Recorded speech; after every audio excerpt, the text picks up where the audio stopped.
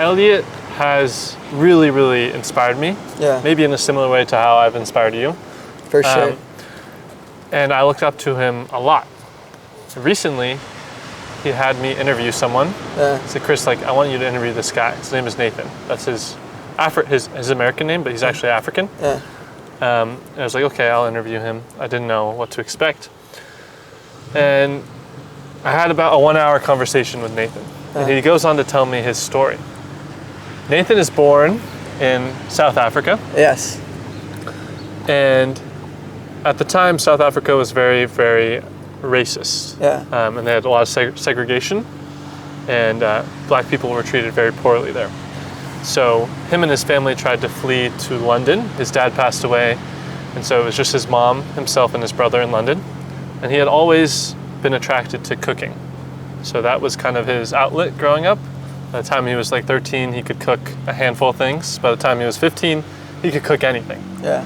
But without a father and being in London, he got involved in bad stuff. Yeah.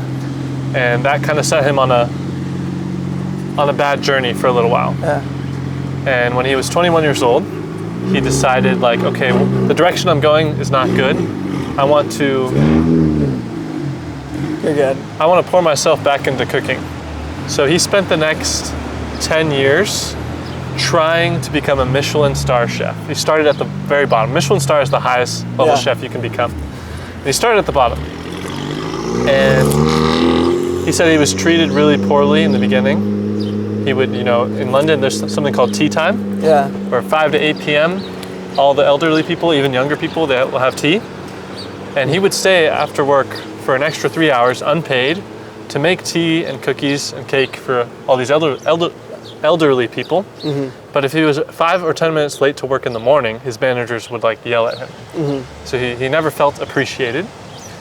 And he finally achieved his goal of becoming a 2-star Michelin chef. Yeah. He had 50 people working under him. And at this time, he felt an incredible pain in his leg. It started in his leg, it shot up his leg, very painful. But he continued to go to work because he had a huge responsibility, 50, 60 people under him. Yeah. Pain shot up to his chest and his belly. Indescribable pain. He said it hurt so bad, but he was afraid to go to the doctors, afraid to go to the hospital, because he was afraid that they were going to tell him that he was going to die. Yeah. The pain got to a point where he is taking 15, 20 pain tablets a day, and it does nothing at this point. So he goes to the doctor. They can't find out what's wrong. And they do an x-ray, and they realize that his heart, the tube that goes to his heart, it's called the aorta, I believe. Yeah. It is usually 2 centimeters big. His was at like 8 centimeters. So it was 1 centimeter away from completely rupturing, and he would die. There was a tear in his, so that's what was causing all the pain. Yeah. And it was infected. So the doctors told him, you have to be on antibiotics for 1 year before we can go in and cut you from your shoulder to your belly. 20-hour operation that is not guaranteed at all whatsoever. Yeah. So you have to be on antibiotics for a year first, in bed rest. So he loses his job that he worked the past 10 years for. Yeah. He's sitting on bed rest for a year, gaining all this weight because he can't do anything, feeling this intense pain. They have him on every drug, morphine. He can't sleep. They have him on sleeping pills. They have him on depression pills because, it gets to a point where he's like, what am I doing? Yeah. And they finally tell him, hey, we can operate in November of 2019. And then there starts to be this, word of a virus. Yeah. And that was COVID. Yeah. All the hospitals in London start shutting down. They can no longer do the operation. They tell him it's going to be at least 1.5 years, 2 years before we can cut you open because of COVID.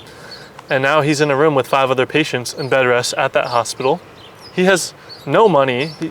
He's running out of money. He gets laid off his job.